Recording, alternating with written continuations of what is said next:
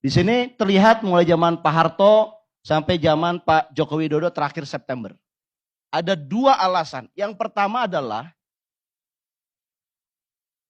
subsidi salah sasaran. 22 tahun kita tidak beranjak dari alasan ini. Dan menurut saya ini kita selama 22 tahun diskusinya ini saja. Baik itu kadang partai yang berkuasa jadi oposisi, kadang partai yang beroposisi jadi penguasa, itu semua sama saja ceritanya. Saya bingung dengan cara abang-abang ingin mengelola negara. Kok kita terjebak dengan alasan yang sama? Kok ini yang rakyat jadi pintar, begitu dia masuk jadi policy makers, kok jadi blow on gitu loh bang. Kalau APBN jebol, kenapa kasih bantalan sosial? 24,17 triliun. Sederhana aja berpikir ya. Kalau jebol itu kan artinya nggak punya duit. Kedua, harga minyak dunia sedang turun. Di sini saya belum jelaskan dari semua pemerintahan ya. Pertama kalau saya lihat Pak Harto itu konsisten. Meskipun beliau menaikkan mulai dari 233% di tahun 91 dan terakhir menjelang kejatuhan beliau 98, beliau menaikkannya 71%. Itu logis karena harga minyak dunia naik. Zamannya Pak SBY lebih konsisten lagi. Kalau harga naik, naik. Kalau harga turun, dia turunin. Tetapi di masa pemerintahan Pak Jokowi ini saya baca di sini ada anomali satu, ada aneh dua. Logika rakyat tuh diganggu gitu loh. Kan sederhana aja kalau harga turun, turun dong. Kita sudah selama 6 periode sejak Pak Harto itu begitu. Kok sekarang ini ada kacau.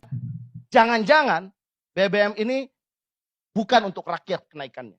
Maka saya katakan bisa jadi ini adalah untuk oligarki. Karena ada beberapa yang senang. SPBU swasta sebagaimana dikutip oleh CNBC itu kegirangan karena kenaikan ini. Kalau BBM ini naik, pemerintah karena satu hal manajemennya tidak baik, kemudian ada SPBU swasta yang menawarkan harga yang lebih rendah, tapi tiba-tiba diperintahkan untuk dia menaikkan harga. Loh, kalau pemerintahan itu berpihak kepada rakyat, kan harusnya nggak begitu. Mengatakan infrastruktur 1.900 km itu udah ada. Sekarang pertanyaannya, rakyat nggak punya bensin buat ngejalanin kendaraan. Terus buat apa 1.900 km itu? Tol. Katanya APBN jebol. Tapi narasi sebelumnya dikatakan kami surplus. Bingung rakyat. Yang kedua, subsidi 502 triliun sangat memberatkan. Mengeluh. Tapi ketika bicara bayar hutang 400 triliun, nggak pernah ngeluh tuh. Itu baru bunganya. Pokoknya bunga plus pokok 900 triliun, nggak ngeluh tuh.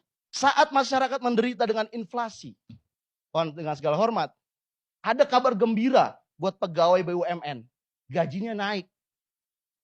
Coba simpatinya, empatinya ke rakyat gimana? Loh negara ini kan tidak, pegawai BUMN itu berapa sih bang? Tiba-tiba dinaikkan dengan harga dengan alasan inflasi. Loh rakyat kecil yang tidak bisa menghadapi inflasi, siapa yang mikirin?